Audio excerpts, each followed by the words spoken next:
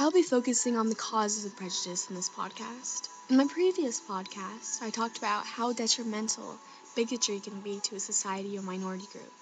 My next podcast will be about ways to reduce prejudice based on the following causes of bigotry. On with causes of discrimination, however. Obviously, I can't name them all, but I would like to focus on 4 of them: economic and political competition, displaced aggression or the scapegoat theory, the maintenance of self-image and status, and prejudice through conformity. I went very in-depth on economic and political competition, as well as prejudice through conformity, under my page on causes of prejudice, but now I'd just like to give a brief summary of each one to give you a general idea of the sources of prejudice. Economic and political competition exists when resources are limited. When this happens, the in-group or dominating group generally uses the out-group or minority group for their own benefit.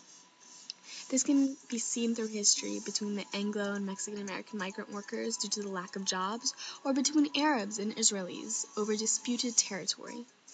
Displaced aggression, or the scapegoat theory, occurs when we can't express our frustration or anger in an accurate way. For example, if a young boy is being chastised by his teacher, he can't just yell at the teacher without punishment. Instead, he may take out his frustration on a stranger, even though the stranger may not have anything to do with his frustration. Similarly, we may blame a lesser group for our troubles, such as the Jews during Nazi Germany. Another cause is the maintenance of self-image and status.